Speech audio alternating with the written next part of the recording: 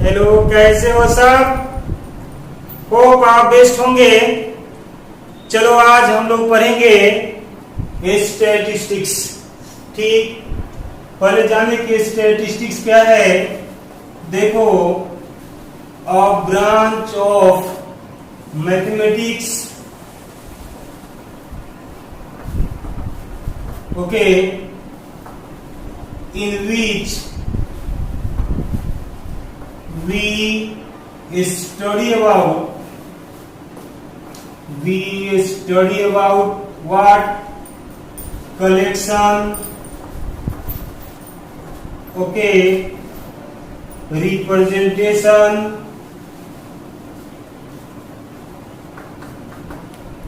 analysis,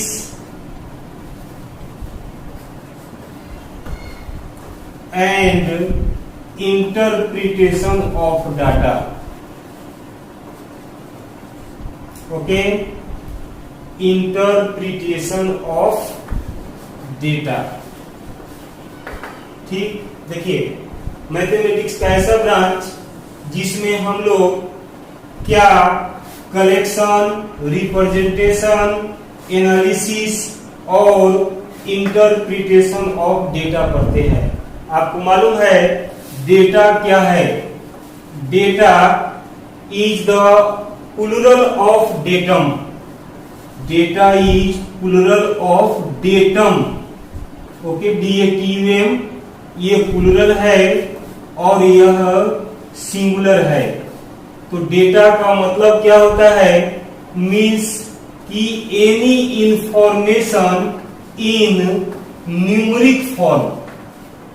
ठीक, कोई भी इंफॉर्मेशन न्यूमेरिक फॉर्म, जैसे सपोज आप जाते हो कहीं पर किसी फैमिली में, आप सर्वे करते हो कि किस फैमिली में कितने बच्चे हैं, या यह पता करते हो कि किस फैमिली में कितने पढ़े लिखे लोग हैं।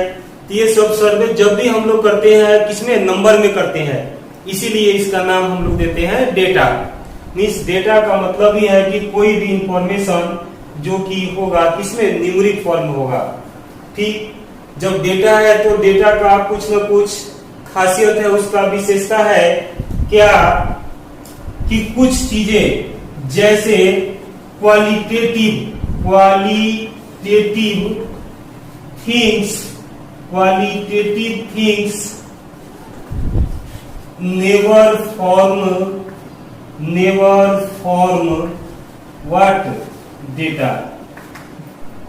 अगर रिचनेस की बात करें तो रिचनेस, पॉवर्टी, ये सब डेटा फॉर्म नहीं करेगा। क्यों? क्योंकि कौन कितना रिच है उसका हमारे पास कोई स्केल नहीं है मेजर करने का। अगर इंटेलिजेंस की बात करें तो कौन कितना इंटेलिजेंट है, किसको आप 5 पॉइंट दोगे, 7 पॉइंट दोगे, किस लेवल पर रहेगा, इसका कोई स्केल नहीं होता है। इसलिए कोई भी क्वालिटेटिव थिंग्स डेटा फॉर्म नहीं करेगा। डेटा जब भी फॉर्म करेगा न्यूमेरिक फॉर्म होगा डेटा का। ओके, आगे बढ़ते हैं। तो हम लोगों को पढ़ना है क्या? डायरेक्ट पढ़ना है measures of central tendency.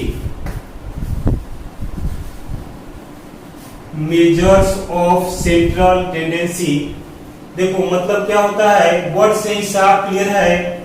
Measures means measurement, क्या? कैलकुलेशन। सेंट्रल का मतलब होता है मिडिल, और tendency means any criteria wishing to do, willing to do. ठीक, मतलब साफ साफ क्लियर है कि ऐसा मेजरमेंट जो मिडिल के तरफ इंगित करता होगा। ठीक, इसको डिफाइन कैसे करेंगे? क्या है measures of central tendency? Means a single value around which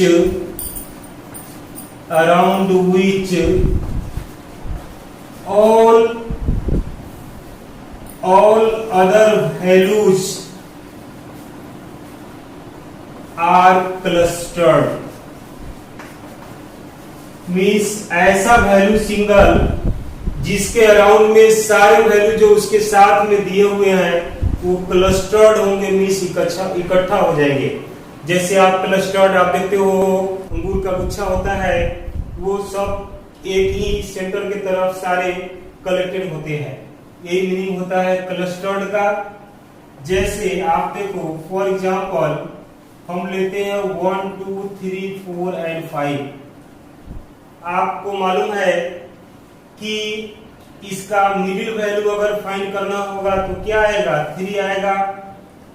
mean जानते हो आप, मीन निकालना, मीन निकालेंगे तो कितना आएगा, देखो 1 + 2 3 3 6 4 10 5 15 15 by 5 कितना आएगा, 3 आएगा। यानी इसका मीडियन भी 3 आ रहा है, मीन भी 3 आ रहा है। मीन्स की यह जो यहाँ पर जो डेटा दिया गया है इसका सेंट्रल टेंडेंसी क्या है, 3 है। समझ गए। अब देखिए तो मेजर्स ऑफ सेंट्रल टेंडेंसी कौन कौन होते हैं।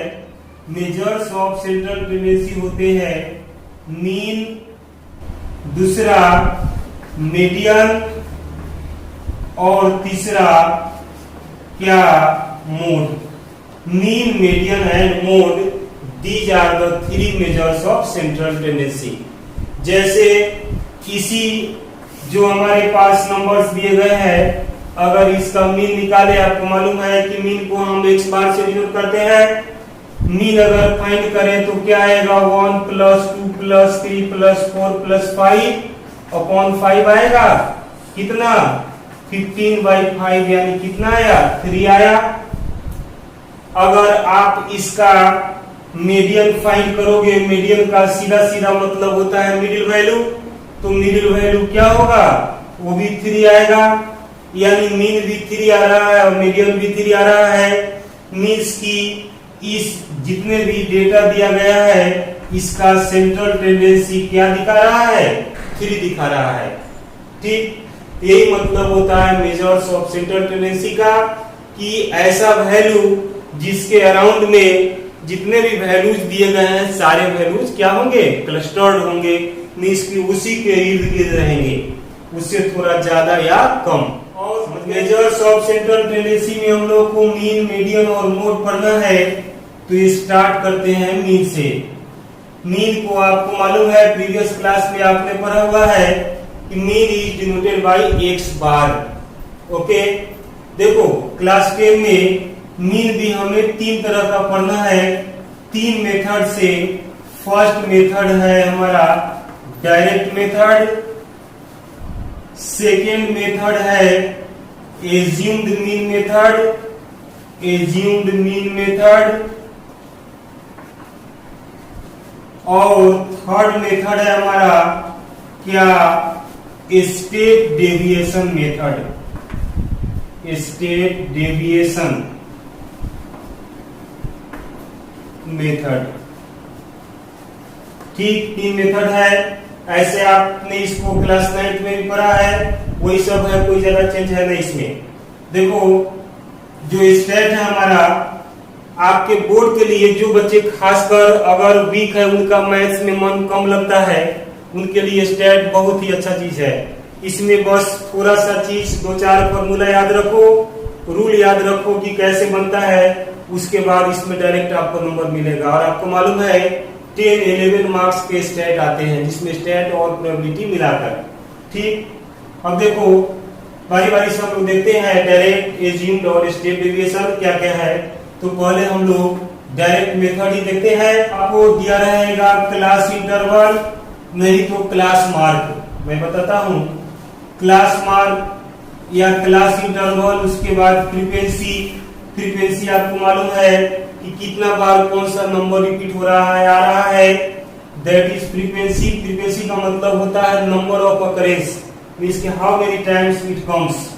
उसके बाद अगर क्लास इंटरवल और फ्रीक्वेंसी दिया होगा तो हम क्या फाइंड करेंगे, क्लास मार्क। ओके, देखिए, और इसको टेबल में सेट कर लेना है, टेबल में ही बनना चाहिए। मान लो क्लास इंटरवल तुम्हारा दिया है 0 to 10, 10 to 20, 20 to 30, 30 to 40 and 40 to 50, suppose इस तरह का। उसके बाद इसमें फ्रीक्वेंसी ले लो अपने से कुछ छोटा value, 2, 3, 5, 6, 7। Okay, then we will find class mark. Class mark is denoted by xi. Class mark is denoted by xi. Mean को हम x बार से डिनोट करेंगे, क्लास मार्क को xi से। क्लास मार्क का फॉर्मूला होता है lower limit plus upper limit by 2। देखो जैसे इसी का क्लास मार्क निकालेंगे, ये सब क्लास इंटरवल है। क्लास इंटरवल में देख लीजिए ये सारे लोअर लिमिट्स हैं और ये सब अपर लिमिट्स है। तो देखो, और इसका फ्रीक्वेंसी है, क्लास मार्क निकालेंगे तो लोअर प्लस अपर बाई 2 यानी 0 प्लस 10, 10 बाई 2 कितना आएगा 5 आएगा, फिर 15 आएगा, 25, 35, 45। एक निकल गया, डायरेक्ट सारा आप निकाल सकते हो। कैसे? जितना क्लास का गैप होगा, यानी क्लास हाइट हमारा 10 का है, तो फर्स्ट फाइंड करके और सब में 10 ऐड करते चल जाओ और मिलाओगे तो सही आएगा। ठीक, उसके बाद हम फाइंड करेंगे क्या fi into xi। fi into xi क्या है, यानी कि फ्रीक्वेंसी और क्लास मार्क का प्रोडक्ट मल्टीप्लाई कर दीजिए। 5 2 जा 10, 15 3 जा 45, 25 5 जा 125, 35 6 जा 210 और 45 7 जा कितना आएगा 350 और माइनस हो जाएगा 35, ये आएगा 315। ओके, ऐड कर दीजिए इसका 15 5 1 2 4 6 2 8 9 1 10 0 1 2 2 4 4 3 7 705 आएगा। उसके बाद आप क्या करोगे, फ्रीक्वेंसी का सम करोगे। 2 3 5 5 10 10 और 6 16 और 7 23 आएगा। ये क्या है, this is sigma fi। Sigma fi है। सिग्मा का मतलब होता है क्या, समेशन, यानी सम ऑफ एफआईज, यानी फ्रीक्वेंसी का सम। और ये हमारा क्या है, ये है सिग्मा fi इंटू xi का वैल्यू 705। देख लो, हम पढ़ रहे हैं डायरेक्ट मेथड, और डायरेक्ट मेथड का फॉर्मूला होगा क्लास मीन्स की। इसका जब हम लोग मीन फाइंड करेंगे तो इसके लिए फॉर्मूला हमारा आएगा x bar equal to sigma fi into xi by sigma fi।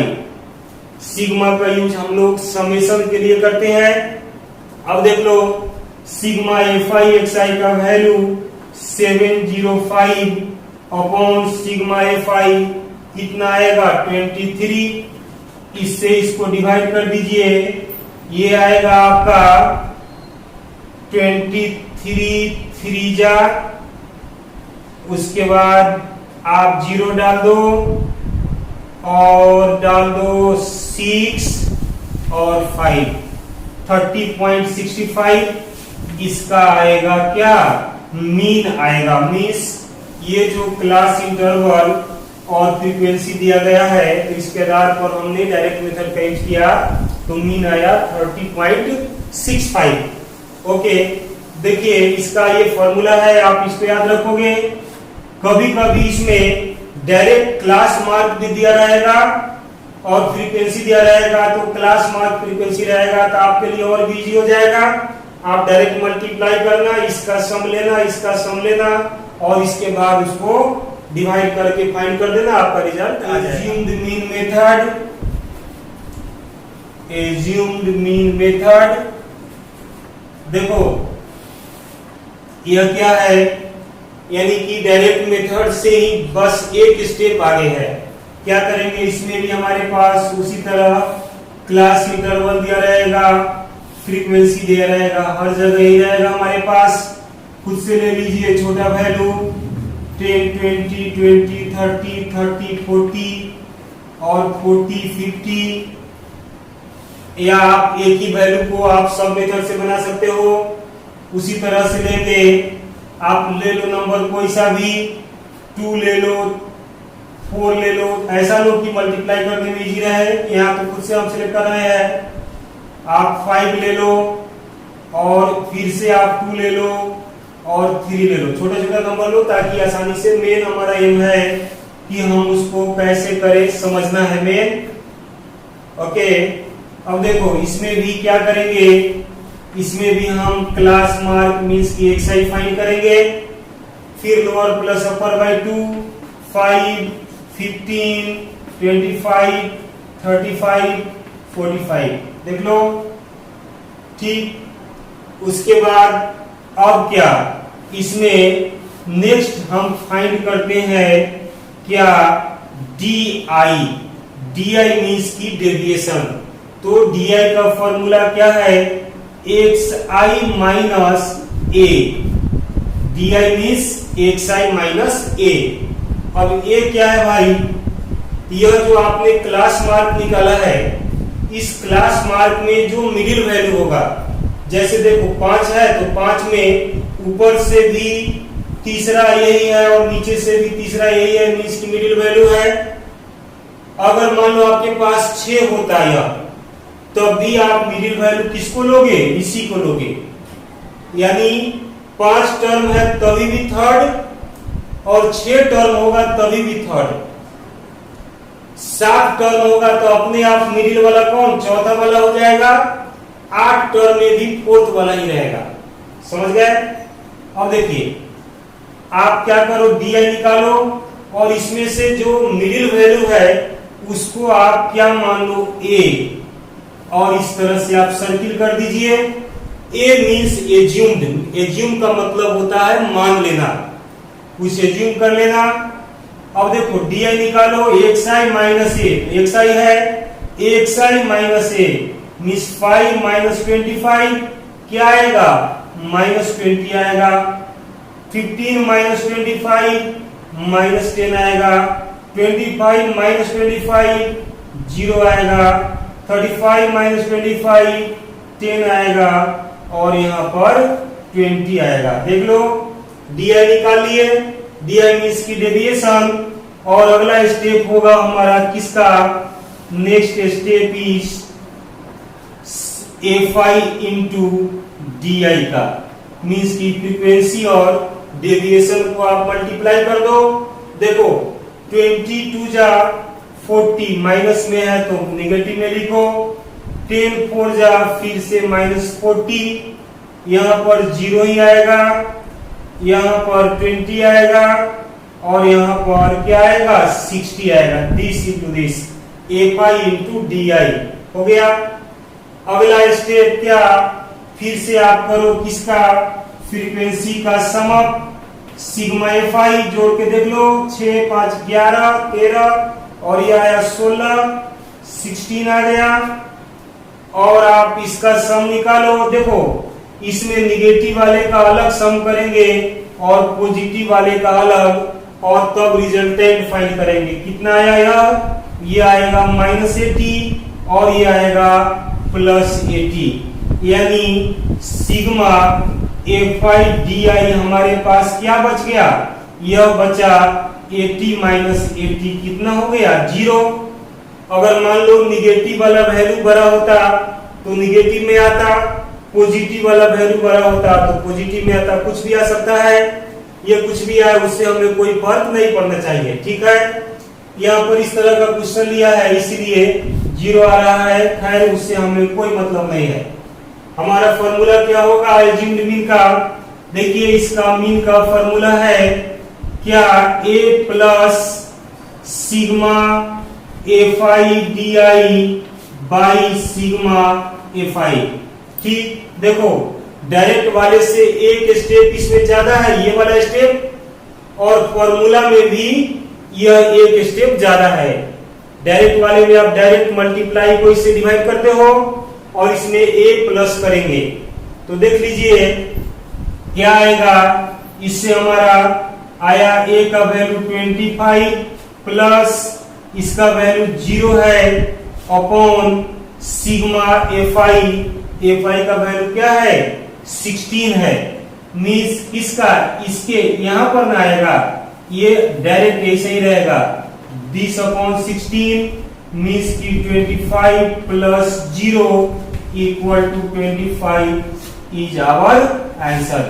समझ गए? तो इस तरह से हम निकालेंगे और इसका नाम देंगे हम लोग assumed mean method. Deviation method के लिए हम लोग सेम क्वेश्चन रिपीट करेंगे। Step deviation method, third method है हमारा step deviation method. Okay, step deviation method same question लेते हैं। देखो, जैसे डायरेक्ट से एक स्टेप एज्यूम्ड में बढ़ा और एज्यूम्ड से एक स्टेप डेविएशन में बढ़ेगा। कैसे? ये तो हमने फाइंड कर रखा है। आगे इसमें डी के जगह पर क्या निकलेगा? डी के जगह पर आएगा यू आई। यू आई क्या है भाई? तो ये है x I minus A by H. Means कि क्लास मार्क में से जिसको हमने एज्यूम किया है उसको माइनस करेंगे और एच से डिवाइड करेंगे। एच क्या है हमारा भाई? एच है क्लास का हाइट, यानी एच का वैल्यू देख लो कितना है? 10 है। 10 का गैप है ना, यही हमारा H. H means height of the class. देखो तो क्या आएगा? X I minus A by H. X I minus A तो -20 और -20 बाई 10 यह आएगा -2। देख लीजिए। फिर एक्स आई माइनस ए तो -10 आएगा और -10 डिवाइडेड बाई 10 ये आएगा -1, ये आएगा 0, ये आएगा 1, ये आएगा 2 आएगा। देख लीजिए आप, फॉर्मूला लिखा हुआ है x I minus A divided by H. अब देखिए नेक्स्ट स्टेप होगा हमारा किसका? एफ आई और यू आई का मल्टीप्लाई, उसका प्रोडक्ट। देख लो, एफ आई इंटू यू आई -4 आएगा। फिर से क्या आएगा? -4 आएगा। यहाँ पर 2, यहाँ पर 0, यहाँ पर 2 आएगा और यहाँ पर 6 आएगा। फिर से पॉजिटिव को एक साथ और नेगेटिव को एक साथ ऐड करेंगे। ये -8, ये +8, उसी के जैसा। उसमें +80 -80 आया था, इसमें 8 और -8 आ रहा है। उसमें देखे थे आप 8 से जब डिवाइड नहीं किए थे तो 20 10 10 20 आया था। ठीक, इसमें 8 से डिवाइड हो रहा है इसलिए 10 टाइम्स घट जा रहा है। और इस तरह से सिग्मा एफ आई यू आई का वैल्यू क्या आएगा? 0 आएगा। और इसका फॉर्मूला क्या आएगा हमारा? देख लो, इसमें आप याद रखना कि यहाँ पर 8 और यहाँ पर मैं लिख दे रहा हूँ, यहाँ है इसका -8 और इसका है +8। इस तरह से 0 आ गया। इसका फॉर्मूला आएगा a plus h into sigma F I you I by sigma F I. Value डाल दो।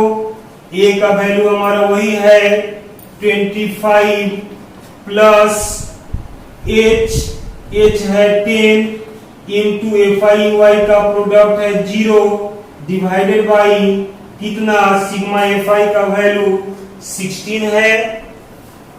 ठीक, देख लीजिए 25 और ये पूरा 0 आएगा, यानी कितना? फिर से 25 हमारा आंसर आ गया, क्योंकि क्वेश्चन हमने सेम रिपीट किया था, इस कारण आंसर भी हमारा सेम है। अब सवाल है कि आपने 3 मेथड पढ़ा, डायरेक्ट पढ़ा, एज्यूम पढ़ा और स्टेप डेविएशन पढ़ा, तो कहोगे कि तीनों का क्यों जरूरत है? हम तो डायरेक्ट मेथड से ही सभी क्वेश्चंस को सोल्व कर सकते हैं। बेशक कर सकते हो। अगर आपको रिस्ट्रिक्ट किया जा रहा है कि इस पर्टिकुलर मेथड का यूज करो, तब आपने उस मेथड का यूज करना है।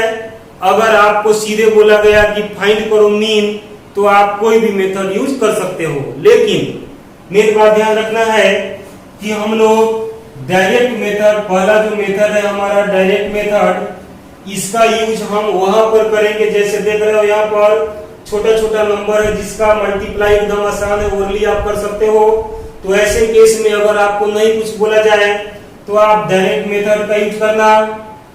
सेकेंड क्या है, assumed mean method. Assumed mean method का यूज कहां करोगे, जहां पर थोड़ा बिगर वैल्यूज होंगे, बिगर डाटा होंगे, तो उस जगह पर एज्यूम्ड मीन करना, क्योंकि एज्यूम्ड मीन में देखते हो कि यहाँ पर 10, 20 ये सब आता है तो मल्टीप्लाई करना आसान हो जाता है।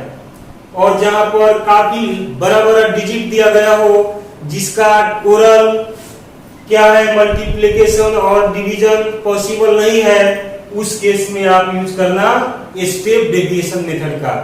और स्टेप डेविएशन मेथड क्या है, उस नंबर्स के लिए है जो नंबर का वैल्यू काफी बड़ा है, जिसका हम लोग डायरेक्टली मल्टीप्लाई डिवाइड नहीं कर सकते हैं, उसके लिए हम लोग इसका यूज करते हैं। देखते हैं इसमें एक क्लास इंटरवल दिया गया और फ्रीक्वेंसी है, और फ्रीक्वेंसी में एक टर्म मिसिंग है जिसका वैल्यू p है।